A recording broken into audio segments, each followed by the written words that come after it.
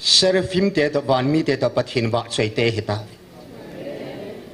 ila sao jong mia bang lo ding ila chang o jong mia bang lo ding ila sa dan hong mong jong mi hoi hoi thonan sa jong le hon lungila ei sim pau pathin wa choi na la hei te te na ding ai sa di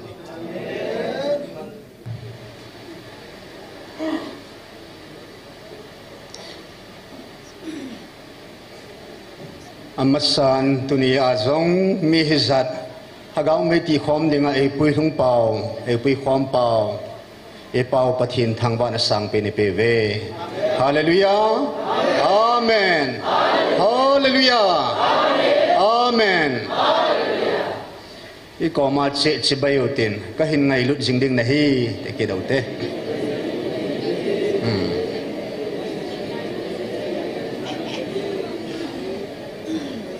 van pathin van lal to na to pa he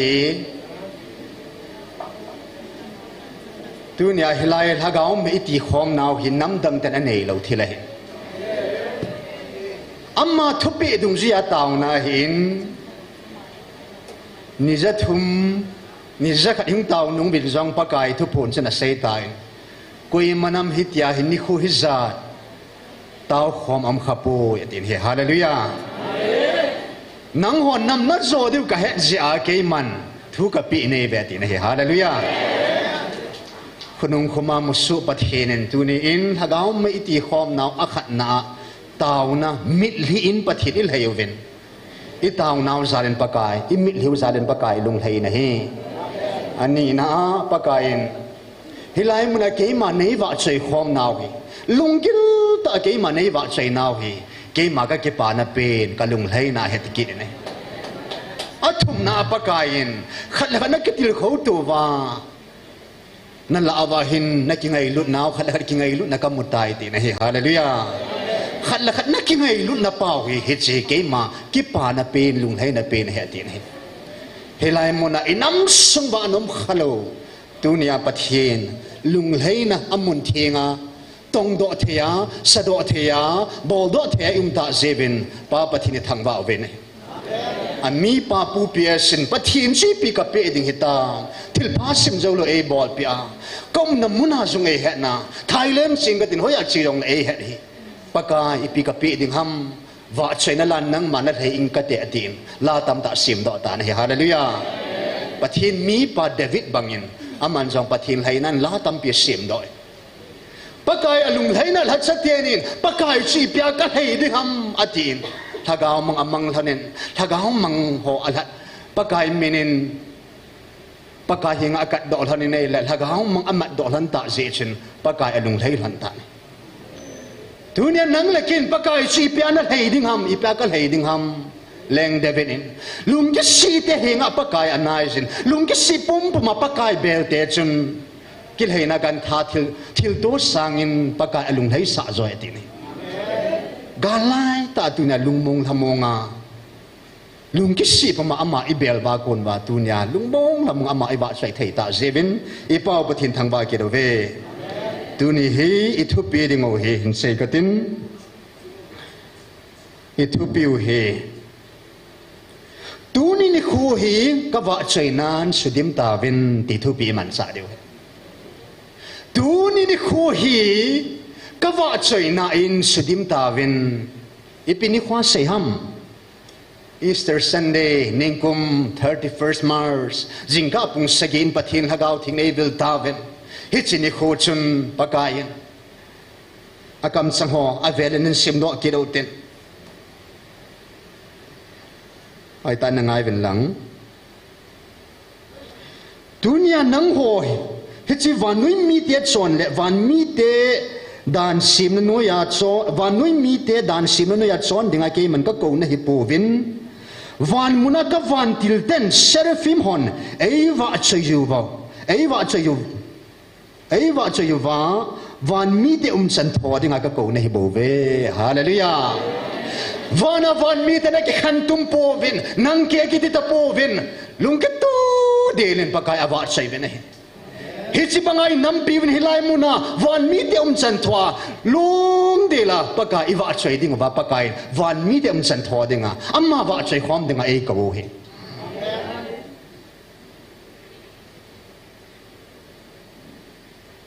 nang ho tunin ki pa ovin lang thanom zingovin keima wa choi na la in dim zingovin lang tunin ni khu hi ka wa choi nan sidim ta nang ho dinga ki pa ni khu hi dinga keiman ka simpi na hita ve keima ki wa choi na le lungkil ta keima ki thangwa na muna keima ka zinge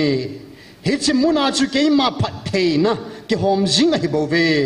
nang ho le khat hadai lo ding in ketil kho to zingun aje chu vanui muthim lang khal hin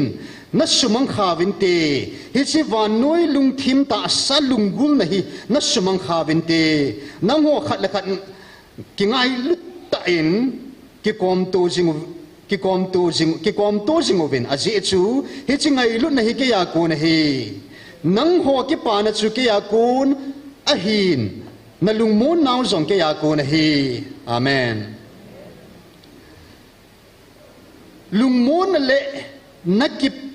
lungmon le ka ki pa na chungo wa zingin tin nango nakipa wa thanom ta ke ma nei wa choi na chan wa ke ma ka pang zinge hallelujah hilai muna lungila ke mai wa choi ai thang wa ho zo siam ke mai atumin phathei na ke pa man ka koi pia te pakai kam sang phun do sa hallelujah en hong si chin tu thu pon nung pen April 9 ni chen pakain van mi ten seraphim te ho in ke mai wa choi ovin lung mirin lagaw mirin nga yovin na za ding o hi ai ti ta van mi te to amma wa choi khom thein pathin phal nai pita ve hallelujah koi manam pathin van mi te to van jul te to wa choi khom kham lo ei hon nam mi te bo hi be hallelujah ya tu ni kho hi pathin wa choi na thang wa na isu dim diu hin tin to kan sim do bangin tu hin pathin thu nga ko nen pathin thang wa na la na sim do te Isaiah bung som la ni sang khana panin sang gup chanin sim ka te thang wa na la he chini khule chu nang ma na sei ding hi o pakai ke man nang ma wa choi jinge a chi chu nang man nei na lung han zong la chun na lung han a ki tol mang tan chu jong le nang man nei la mon tai vetan pakai chu ke ding a hu hing na hi ke man ka ta sana gin kan nei lo ding hi aji chu ka ha na le ka langai chu pakai kiti pathin amma bo hi je amma chu ke ding hu hing na asu do tai na ti ding hi hallelujah nang hon ki pa pum puma hu hing na tui khwa ko na tui na ke thalo wa chile hi chin khula chu na sei ding o hi pakai chu thang wa win lang a minin tawun nam tin vai pi la athil bol ho hi het sa win lang amma min hi choi a in aum tai tin phung zalovin tum ging to thu lan thun pakai za la sa aziz aman lo pi ta in thila bol tai leisit pum pi chunga hin hi chi het do in hen vo zai ona cheng nu samen ki pa in la san azi chu na lai lunga alo pi chu Israel meeting pa hi tivin hallelujah hallelujah alai lunga hong ki phung pa amun thinga hin tui hin a chang ha kang lo hila lun do sa jinga ei hok pi sing i pau pathin thang wa inum han hallelujah amen ibon san pa kai san an ting ta diu te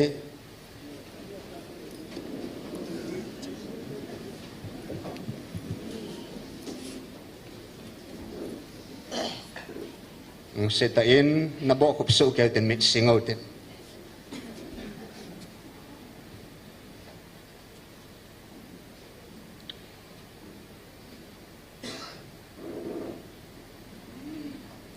pathin hinga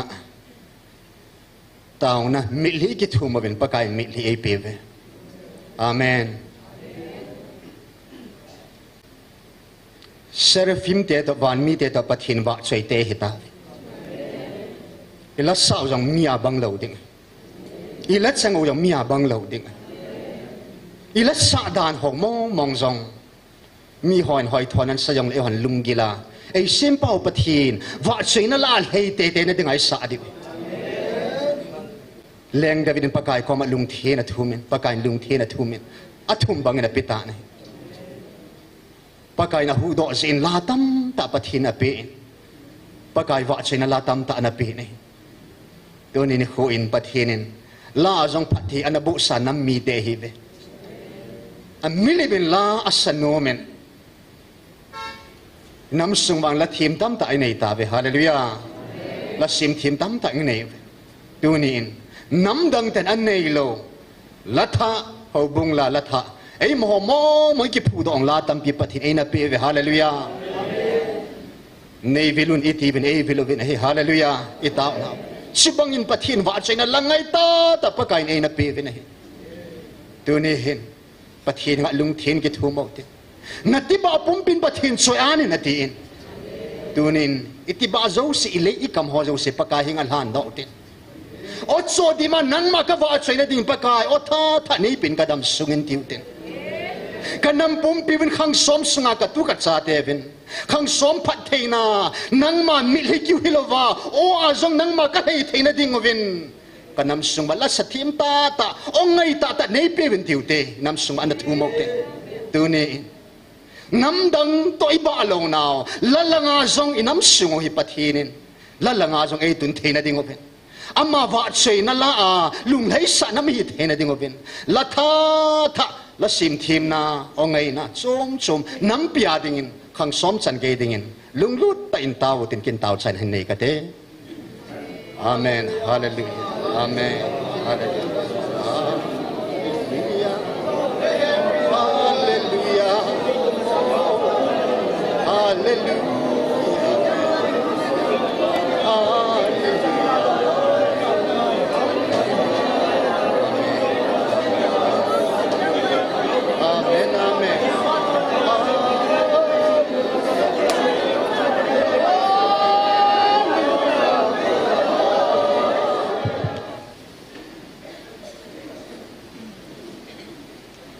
เช่นมีป่าจงลงตาอินตัวนี้สามารถเราเลยกิมโลถึงอาการนักแก่เลยเห็น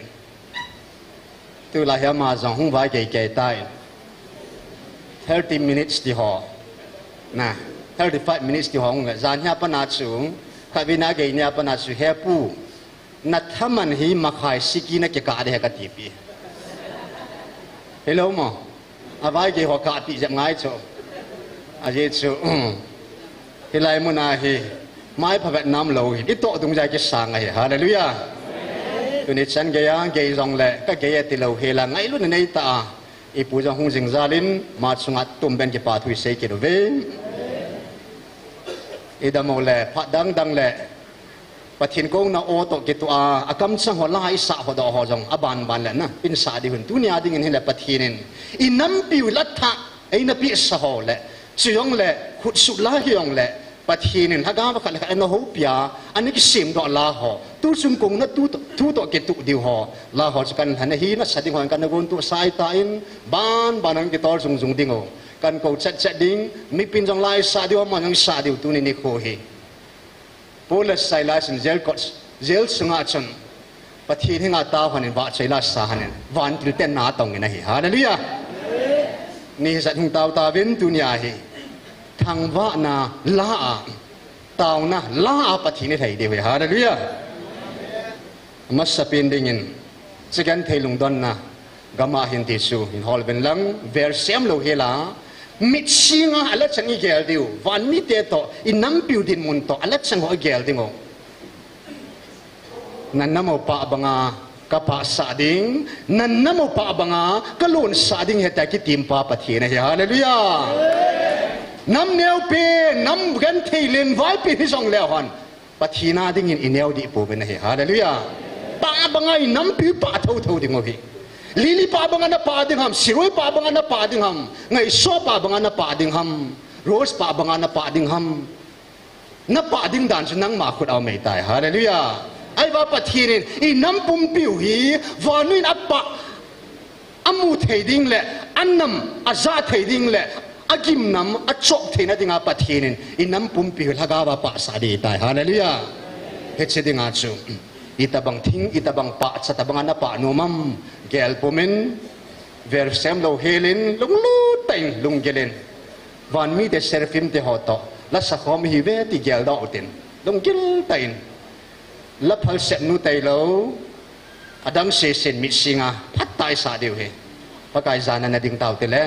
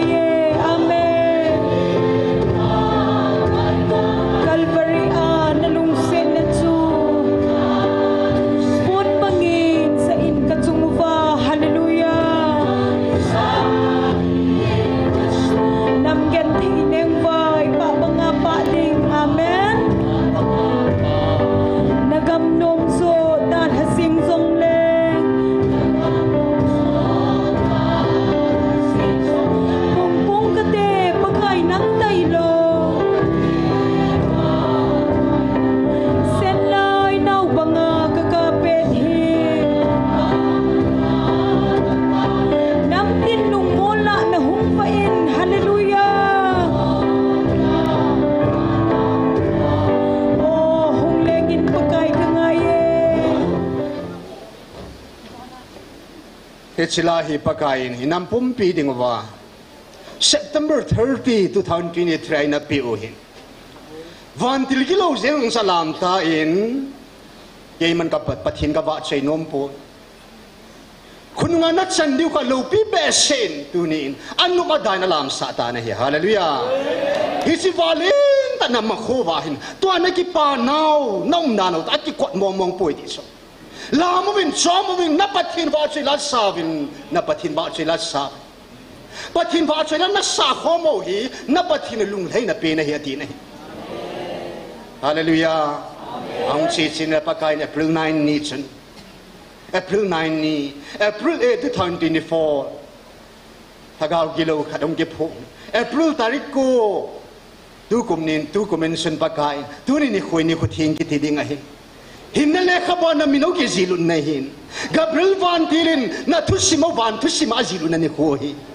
Ya tuni ni kuhi ni ko tengki tedi ngahi. Hallelujah. Tukal nang hodingin kipana la. Tanok na zing kipana zing kan pu pidiw na itay ti na hi. Hallelujah. Yan hagaw mite patin sate patin namlan tay kipa zing diw ni ko jose. Hallelujah. Tuni ni ko buhay kipa diw ay po ikipa zing diw he. Tentuhin pathinin nam gan theiling vai te pa banga pa sa na ding su to gonan nei ta na hallelujah hisiding sin hisigal hi om tain hisigal hi mi tam tain nei hi oi moin e hoi joy movin aza di seina e bangin pakain ka ngai lut ko na o he ti na hallelujah vania gal tam tam jang le koi man pakai o sa puin nang le ken bang pakai o za nei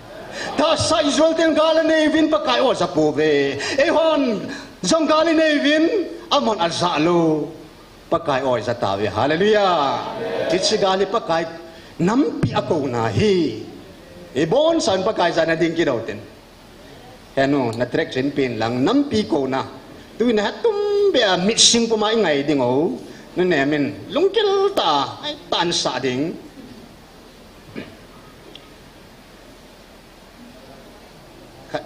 即包有正下表，阿嫲作盡啦，滅線幾度定啦，龍幾突然，你係咪龍幾爛沙啲？你可能龍幾突然沙湖點講人啦，不停你講鬧一幾大，係但拍幾多幾度的。Hello.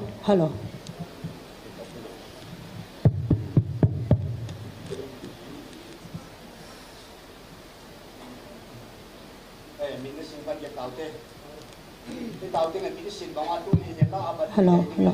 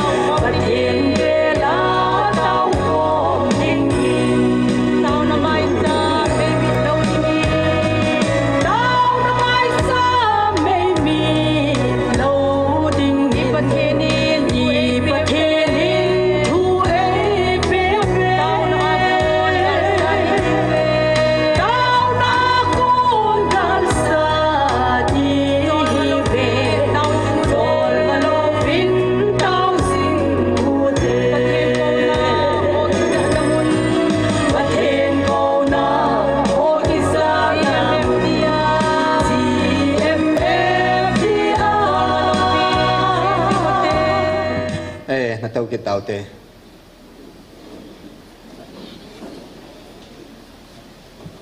But hin ko na o ki za namon hallelujah van noi gam hit la pa kain lai na o hi sa sa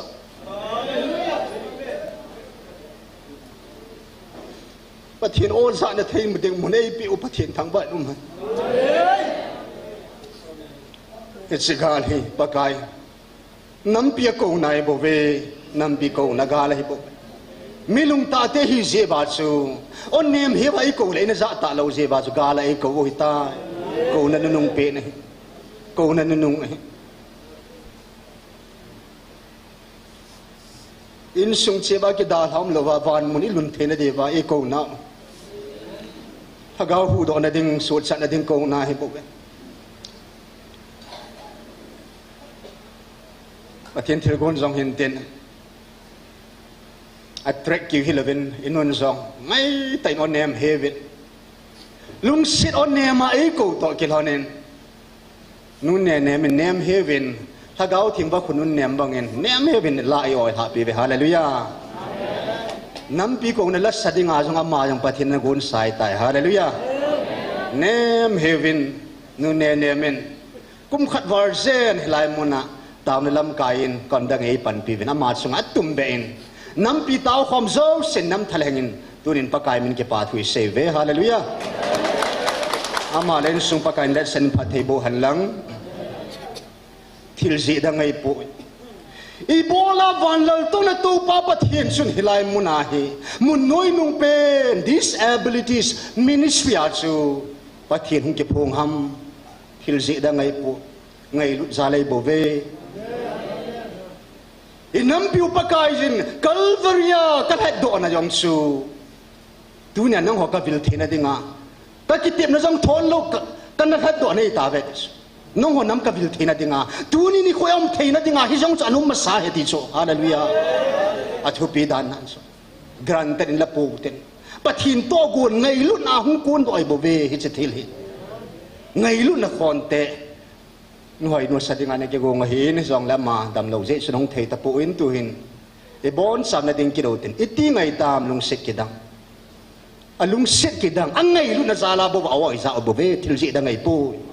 i chi ji we pu i ho sat ji we pu i chon phat ji jong ngai pu dunia pakain ang ngai na wanga oi za sau hin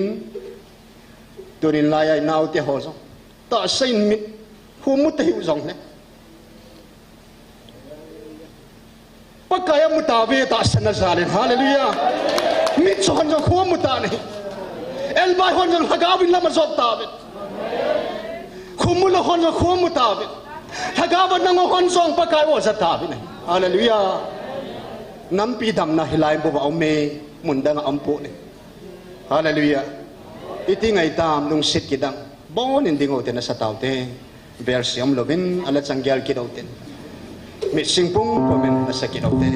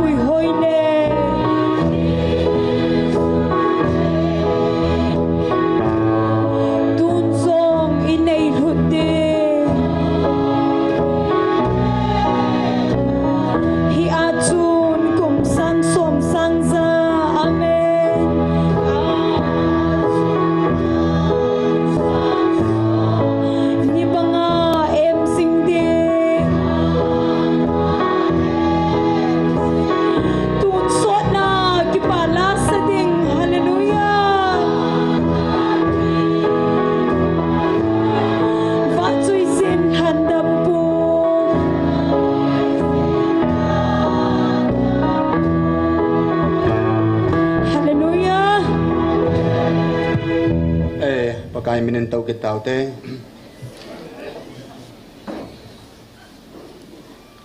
Psalm number zale som thum la gup chang khat na o thang wa win pakai nu nem su alung sit long lo tun sonena thu zinge hallelujah idana gui tan sa thisa ai bang pakai thilo khadau min hi chu ngai lu da hi hallelujah pathin sun ipolai ngai lu do ha mei ho hi amma ngai lu da hi jai ngai lu do hi hallelujah a hi na chu pathin hi na chu ngai lu ri chu ngai lu da hi ja sei ngai lu jing ho hi ipisin ipau chu ngai lu da hi hallelujah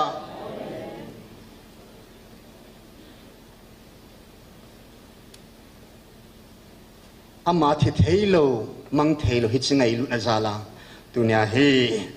ke dang ta nampi alina nyaw ate akhang tibukim lo tibukim bon sawa pakai o hi za o hi o za sa upathina velen thangba num hanlang tu hen pakain na lunguwa van mi tan la sa gen hungayo vin ya sei ni chun ilunguwa la chum chum kilang mai theina chini ko chun ke ya kalunga la kilang pen chile thil sim kidang alo pi ngai van mi ten e ho sa ja sadi pu en van mi ten asau cheng chu pakai nan phung do tai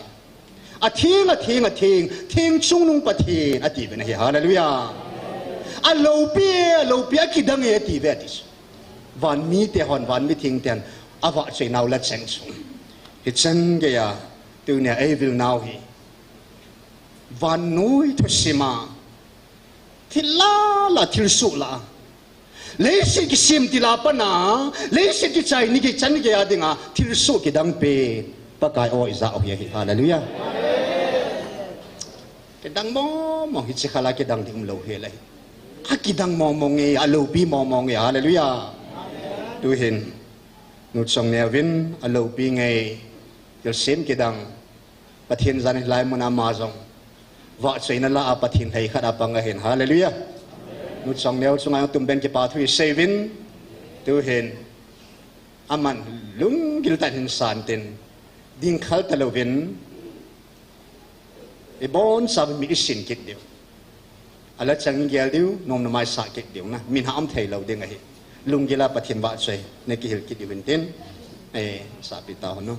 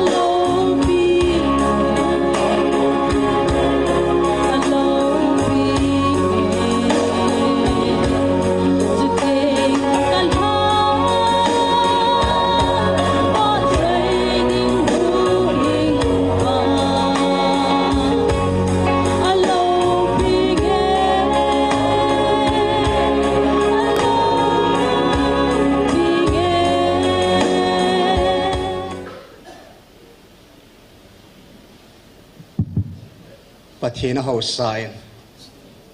la sathim ta ta zong ei pe ve hallelujah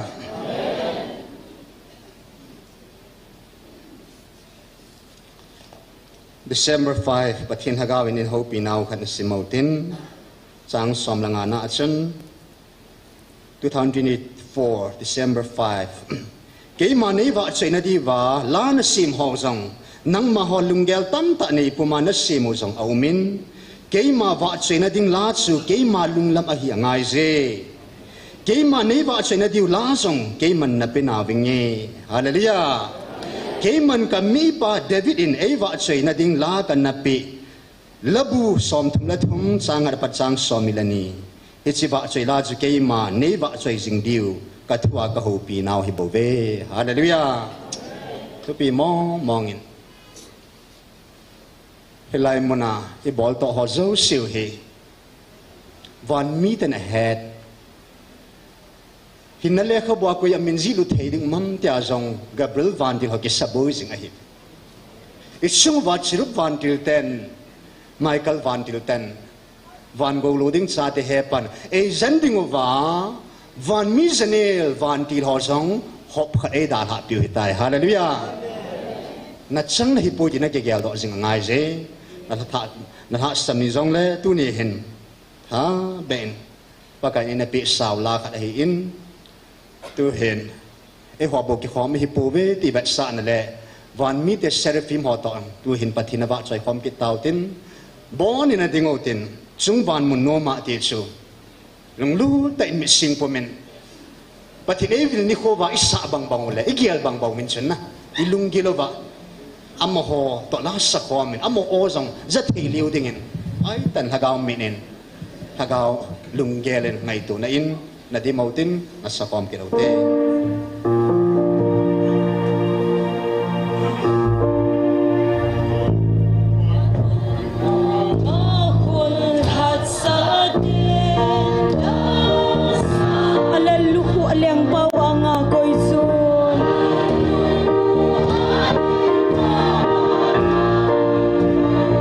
Leise lu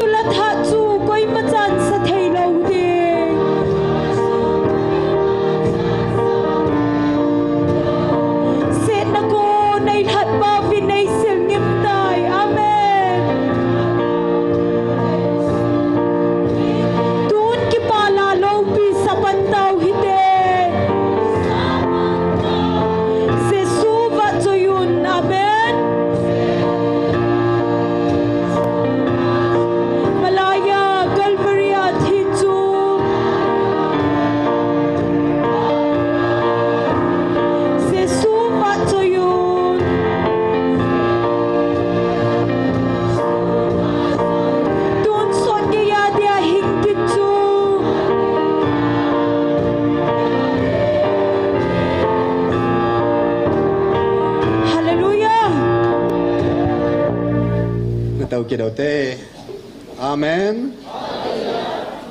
pakai vợ chơi là sa hi kia nào hi hallelujah đi bỏ đi mong mong ngayประเทศนี้ก็น่าโอซากิจามอสากิเหตุมอสาเลวะอัตตาสันนังเลกียาดิงะและซิมตุนเท้ายิมน้ำตุยตาบังเยตินนังดิงะอิโตมังมองบังมงะกิเกลตาดินประเทศไงลูกกูโน่น่ะซานัตตาสันินนังอาดิงะอิตาบังมองานเกลอันน้ำตุยดานอิฉันยาน้ำที่อันเกลไงนุ่มดานอิฉันยาไงนุ่มคำอิฉันยากิดังนัสสาขามนักเกลขามนังไงตุขามฮาเลลูยากิดังมองเราปีมองอันน้ำปีมองโอ้ส่งไงน้องโนมมินดุนยาอิน้ำสงบะปะกายโอ้จากชิมตายไว้มาอัมพุนเตฮาเลลูยาจูเลบาตินังกิดังอัสสาเวน้ำดังเตนังซาโนมปินเฮฮาเลลูยานังเลกเอซาดุนีอินปะกายทิลซิมโซสิลาเลน้ำโซสิลานังเลกโออิซาสาเวฮาเลลูยาปะทินไงลุดกูโนฮีหินนัทูฮีน้ำดำนัทูฮีกิปานัทูฮีอัตุนสอดน้ำสุงวาดิงอักขัดนะฮิซิงเดียฮาเลลูยาเป็นตัวหินนะหินนัทูฮีอักขัดนักกุยซิงเทนดิงนั่นแหละงามาดิงในมังจานทิงละละซัมกันน้ำสุงวานูนาวสปังอันนิ่มนูในทางจงเดียวสันปะกายไอ้มังจะตาเวฮาเลลูยาในมังจะเปเป็นตีนตัวหินไอ้บอนซาเวนนัตโตกิดเอาตินลุงเมนินบานมันกาดเอากิดเอาตินเซราฟิมเตบานดิลเตอจงอีลุงเมนินกาเกลเอาตินอลิมปุดเดียวดานฮอนูวาบาอินทิลดังเจ้าเสสางะนะหินนัทูฮีอักขันอากากุยสิงเทนดิงฮาเลลูยาไอเจลาฮิปะทินเกจงปะทินนัตโตนักกิปีดอนนาห้อยตาฮิเจลาฮิอาซิมปายองปะทินพัดเทบุอินตินเกดิงมองไอปีทินก็กิลาอินนะเจลาฮิละนอดละก็ไงสังเป็นอาสนุนุไงในถึงจงฮิก็ไงสังเป็นน้ำสุงะโอ้กิจิดันนันคู่ทิ้งสัตว์เวตละจังมองจงอัลเฮดันมองคู่น้ำสุงบันนุไม่ละก็หันต่อเฮเกณฑ์ทีมก็สาเป็นในเกมาลุงเยอะกันเสียองบอนซาเวนมินสิงกิดเอาตินนัวบายไงแต่ยันนุไงในถึงอาทิตย์นาสาเห็นอามาเห็นถ้าก้าวลุงกิลันสาเดฮาเลลูยาถ้าก้าววานสาเด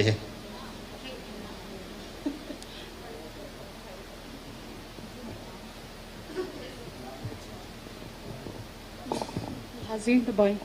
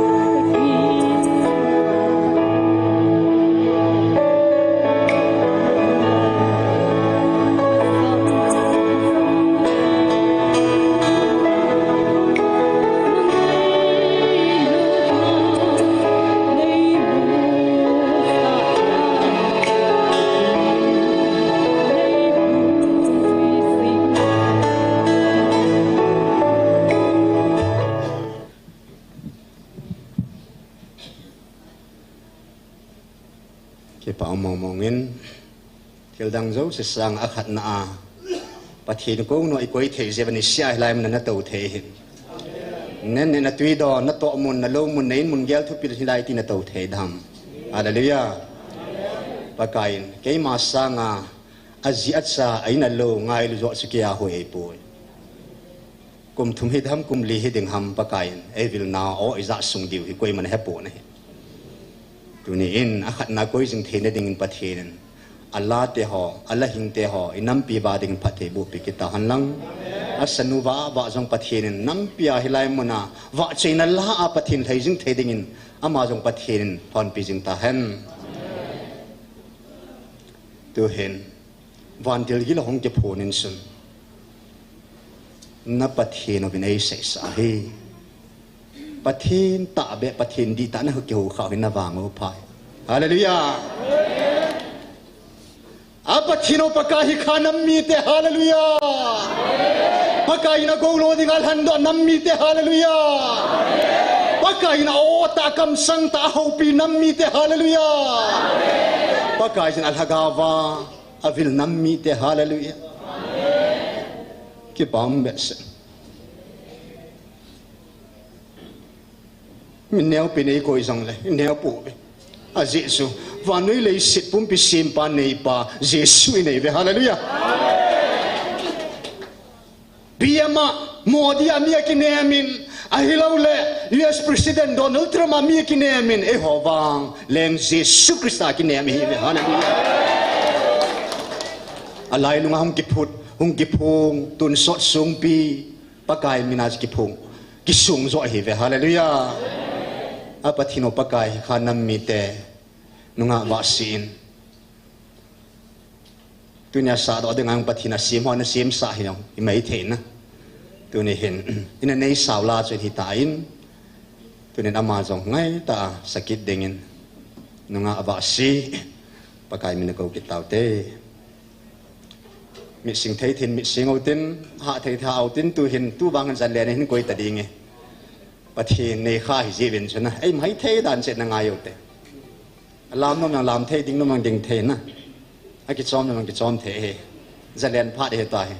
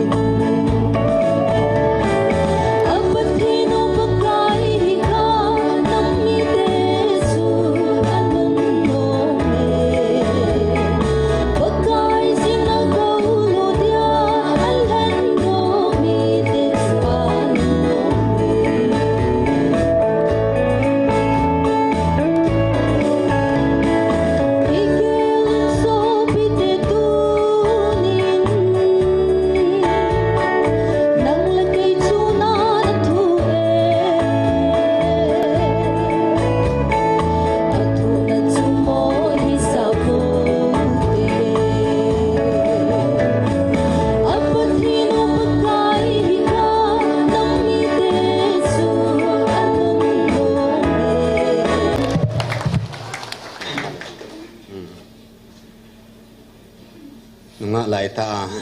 pathin api ti ba te ho o te ho wa sena nei the nga wa sit sunga jung tum ben ki pa thui sevin nam pi taw na mona wa chena la a pakai hejing the ding in pakai o kam sang lung thim te man sa pi jung ta han hallelujah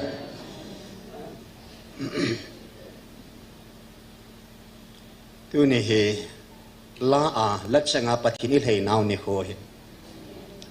alat sang homo mongsu alat son alat sang al haya patan hai ti ngai le angai ho nyan lung gi lan hagao mi nai ngai ti ngai le nak ngai ngai ting le hin la zo se hi pai dum lo hi le akil dan atui dan ngai numom dan kilang se se ji thu ngai jong thi ngai in la ngai jong thi ngai in na aya pa kai sun ko hi le hagao na khang ni ai ngai han ati ji zo thu sei zo ting le tagaw na khanga ngai ji ding hi tu hin Israel te sun la zana ta samei kung ta samei lama na puizi pathinin tun sona mit talo ding hilai mun na etiwo tagaw mei hin tagaw mei le tagaw mei hin e pui ta ve hallelujah hilai mun imil hi sen ho itaw na ho pakai sen namil hiu hi ka van til ten man sa lawan na khol pi he amen na taw na zo se ke man ka hena na dei sa do ka henai ka ngai the jing nai tu ni san ge ya i tau nau sang jing pakai pathin hallelujah amen tau jong le ni tau nau san lo vai le ti phachum ding ham tu ni in nam pum pi no tau nau ve ke en ti dang dang no gong jong le nam pi salwa zo thei tau na na hi ta poi pathin ni tau na wa no lung hei ta lo je chun ei mo dei de ei mo lung lam ngai cha di thu mo je chun pakai in ei na bul thei pi po ven tu chung in bang tau ding dan ei hil ta ve hallelujah amma in tau ding dan ei hilovin amma ta in jong i tau nau ki san dan apat pat ei hil ji ta ve hallelujah amma ta i tau khom de de le tau sot la ngai lo aphat tai ati jin alai tu ni hin inam pum piu tau na wangai namu ki tung ding hi tai hallelujah ai si tau na nang tau na jang pang hi cho hi si mit li su nang mit jang pang hi cho tu na inam pum piu ai ho nam ki lo van noi pum bi salwa zo ding tau na hallelujah amen a chama savin atama homin boi hi vin atin tin he pakai a si chu hun khalen na hin sit diu ni khat banga na gel diu he tu ni in pakai hilai mona tau ho hilai mona la saten in jong hilai mona tau pin anadam lo tam pin dam na ne amen Calvary dam na tu ni in gmf ya ya yong hulong do ta ne hallelujah mi sat mo mong dam hitam ta sata pathin hagaw ne vil live pa pau si hobong cancer na ne pathin atong khatan adam ta ni hallelujah ta sadam na hagaw dam na mun taw na lot hin na mun oh akidang na lom lom tu ni in pathinin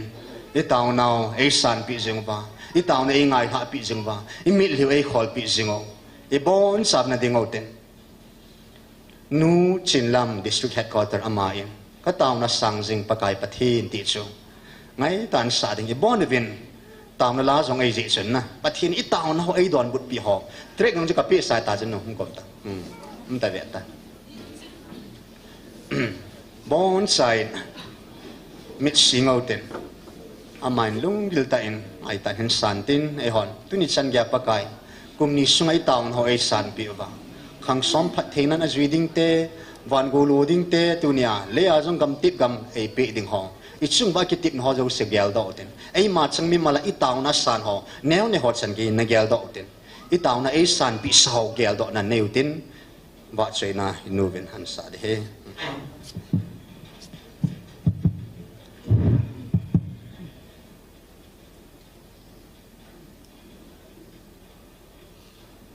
sao vậy?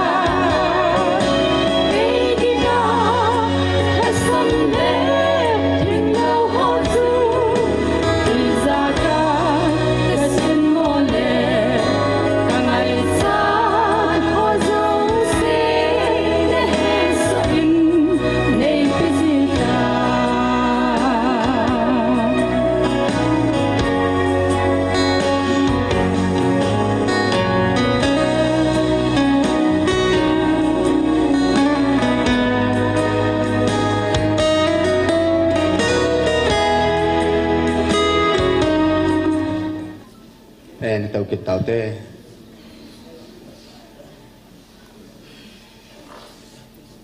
evangelist nu zol nu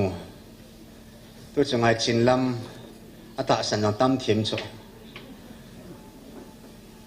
nam sunga minu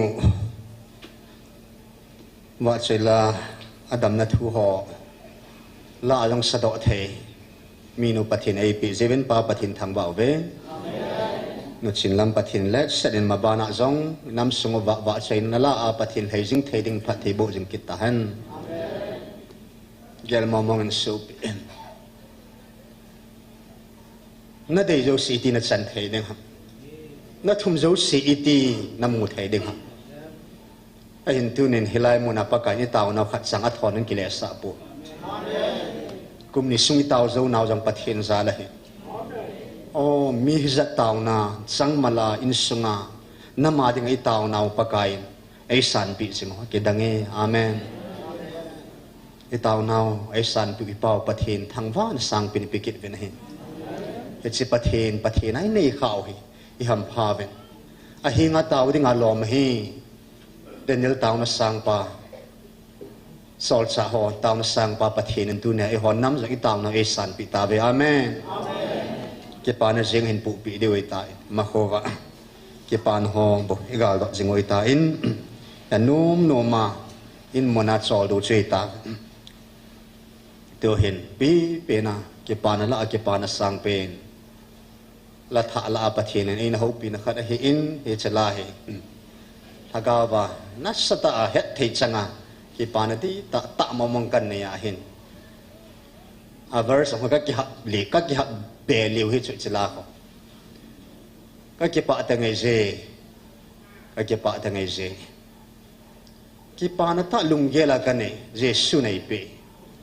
le sit ki pana sanga len zapan ki pana kan nei tai subong ki pana ki ne ya anaki ki pa ta zong tu sunga pakai oto ki za bai le ki pa na hi en khaleni to ki hozi nam sung ba ke ki pa pi hi tang e ka tel he pun ke jo ka ki pa zo ti ki nu ne ne ki sei sa le ke ka hian ti ki mai the na as silang chi le nang na ki pa zo ai ke siwa to ka lam kha lo nang siwa to lam khom lewa pathin na koi hallelujah ima khoi chan di wa lo pi da nan so athil sem wan til ki lo eng sisana lam nom lo sa lam sa so hallelujah ko pi mo mo he eni pu hi bola kap ji ham tai na ke pa na sa le hallelujah ke pa na lang hi ke pa jong ga ta mi hi lang ma ho za ve ta a mi hi lang ma ho zo cho tu ni in nam sumo ba na ke pa naw hi man sahibin di se he pa na dei si ti hojin gu mang sahibin sel mang sahibin na ti na hi i ke pa naw hi vanui pumpi inam pumpi van til kilo hotel sim lo si mu sa de hallelujah tu hen pathinin ilhagaw e hu hing pi ba hinan le kha ba iminong e ji lu pi ba tun sot hin na chang ta ding van go lo ding sa hi ta jibin ke pau te hallelujah to hi koi ma amo din dinum talo di din di lam dingo e din mun siana e ki ho dingo pathi henga ki pa ta hin lam de oi van til gil ho ban lam sai le nang jong na din mun ben ki ho tango i pi sin na nung hen hen na lai ham tu sing ai ko na ha him pol hong an ki su khom di de le hoi la nang ge me thiu ta chu o za pin ko yo si tu ga cha khiao le attention ai im dan khao na ai wa nga ke pa su koi ma even this pun ni khada koi pang pat koi no ma te ka na thu se ba nga koi ma tu ki thei lo hallelujah koi ham gentle te konilas te in sung baptize sa chan thine ding ba koi am tui kham thaya ti in peterin apong do ta na he hallelujah juda te ki wei point gentle te hi nga jong ki pa na thu phan na thung ta na he al ni kho in quay mặt sẵn khám thấy bộ này ở cái bà nào chứ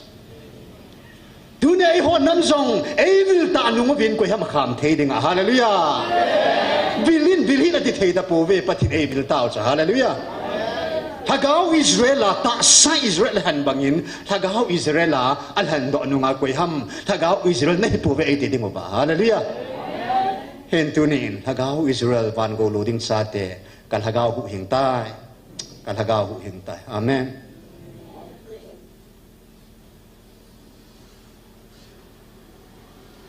hagaw sut sa ne hi chikal wala ke pa na dim ampu leisin ko chong cha bo hi ai ni van mun di tun so da tun so na hin man di chui pian na pi de ham man tam na lom me cancer ka jinga theding ba ai hin ho anu apa in sumin kro lagin ke hat le ati thein alai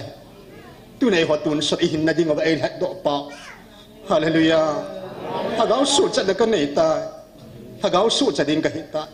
hagaw ba hin na ka nei ta hin na hagaw ai pi ta hallelujah amen galai ta in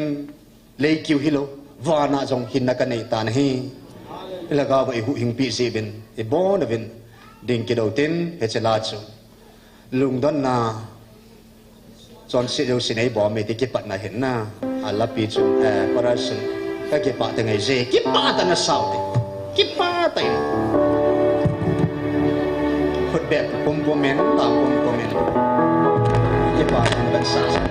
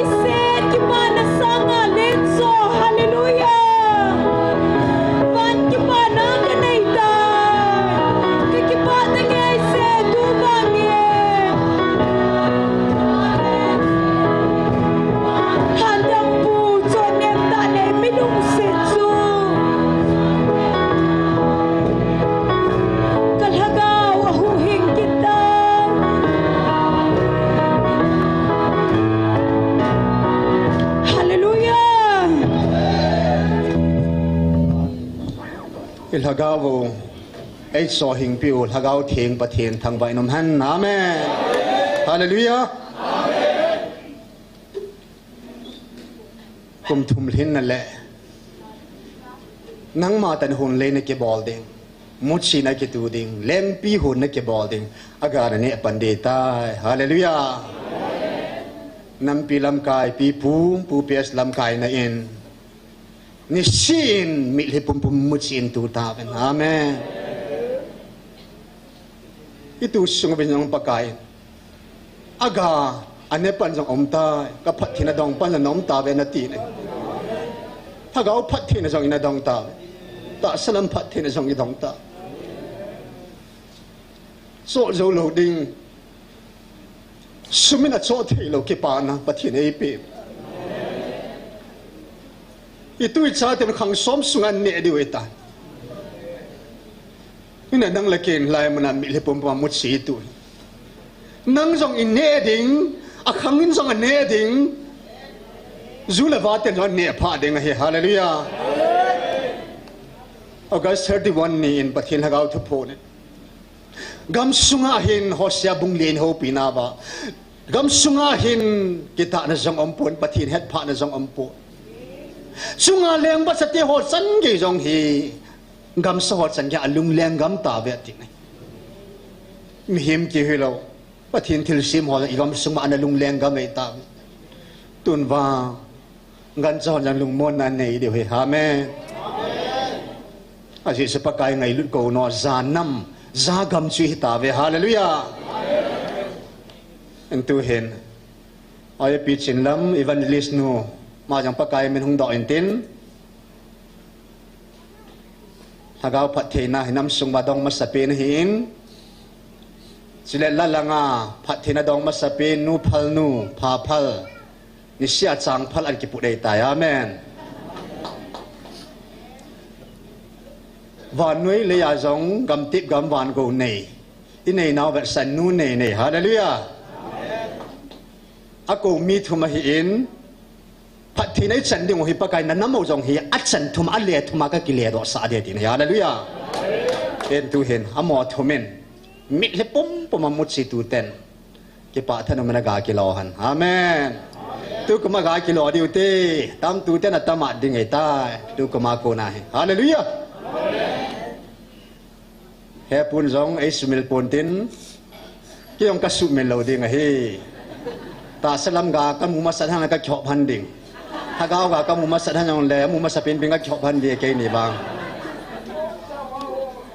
he lo ma sapin ai ni khop pha de cho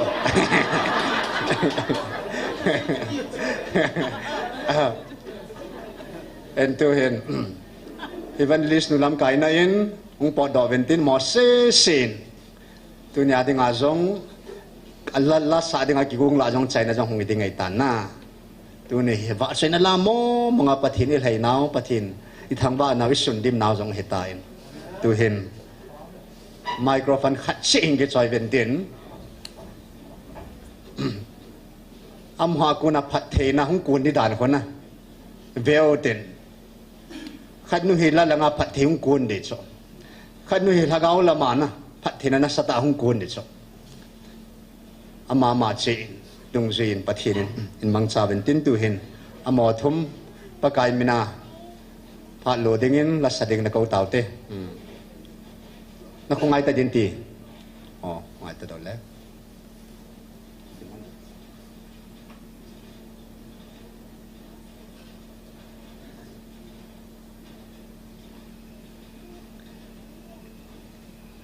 nghe tu ni he la la ngai je chon evangelist ngam boya ni ki chol pho den tin pathian thir gon jong hin tin na tu ne ding phata ni ki ung tu cha da he la la ngai teng la lam mi ho mai ko di wi tai hallelujah khada boya la pakai khadang man sa da be de he hallelujah tu nia thagaw lam phat the na to la lang phat the na ba man hoya ba ki la ding ham la lang so ma nu ngai pho den tin nu ne ne ma wa sa cha lung na yong chim po in nu ne ne ma hin nu ne ne hin nu phal nu hin amo thumin hin setting in pakai min na ko taute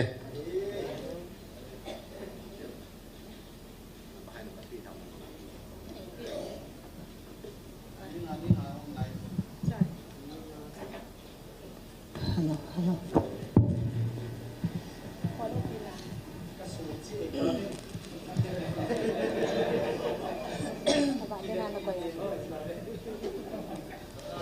Hello, hello. Hello, hello, hello.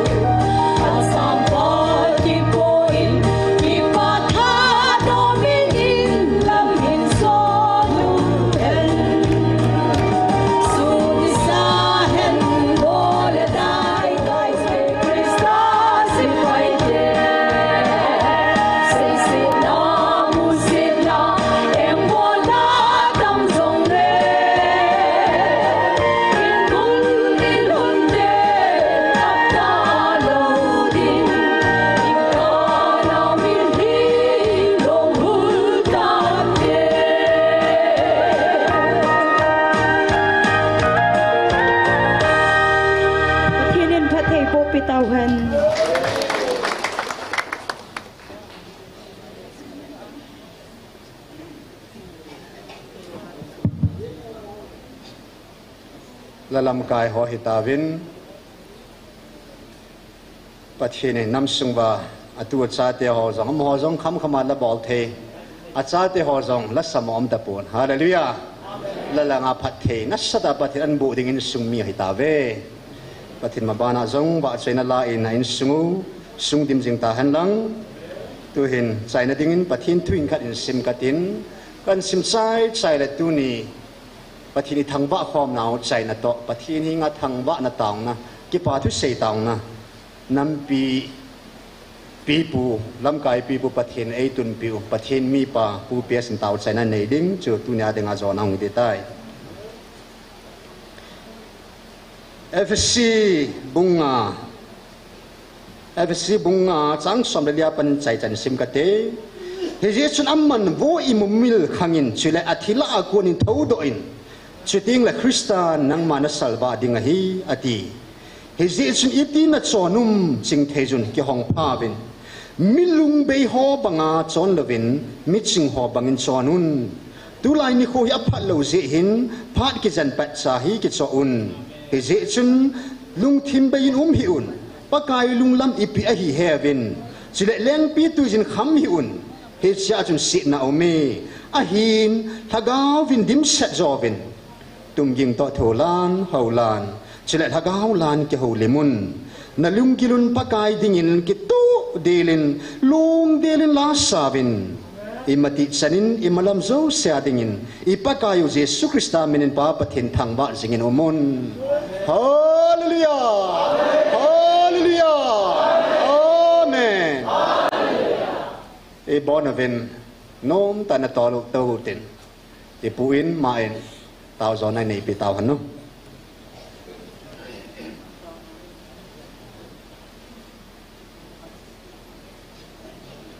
pakai thong bao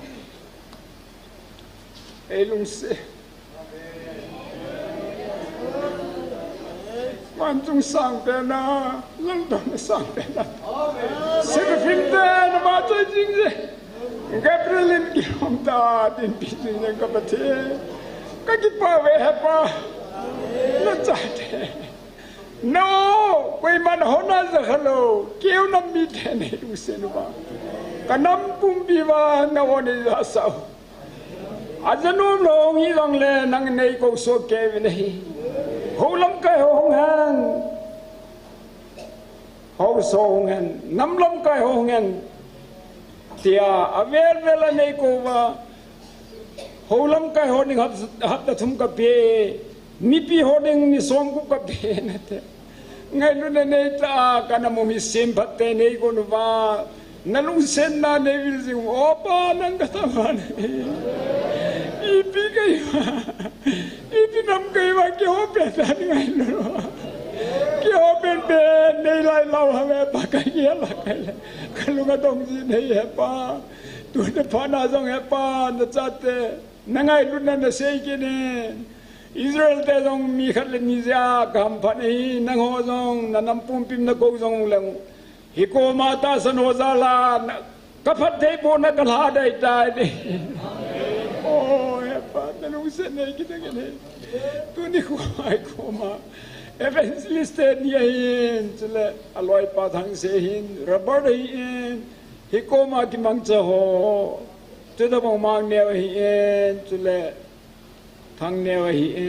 e ko ma na la cha hong ho se sen lang chule mi pi ho zo sen lang nau cho ge a he pa na mi lung sen na ki ne ma ki pa kong jing se ka bo pa te ne bo me ne pa ke wai mam po na ma lung sen na bo hi ka nga bai bo he pa tun kal tur jong na ga lam jong ki pan go en mail ho ki tha pa da ti chute ai je tun kanam mi te i ti na ki go na me ti ken wen he pa ke ma ki go na chu nang nahi wan pa the nahi wan pa the ni wan pa the ni Michael van til me van til sim seno Michael van til kapathen cha de ki mai to bi nga sating ki go koi mam ke to ka ki to dei Michael en na sein na cham jama phut cha tai tin o ka ki pa we pa ka ki son na bi nang dei bo we pa ni pa na ku ki zo cha ten ki son na dang nei ro bin nang ma bo ka bel ne ne them lo ki ngol sa hom jong le mo chu ka tai po we na ta san ho hi bin hi ko ma na ta san na cha te ki khom se ho e pa nu na cha pang ge te se ge jong le ven nanga ki ngai nang ta san nang dei bong bong a hin ko mang ta dinga ki pe to ka hi bin e pa nang kal ka ngal al ki ta ne tu chung e pa ka ngal al ta ne September 22 nia kalung nan na ka 7 steni koma katawa jinga gal pa hola cheding ka he katile nang ki phon je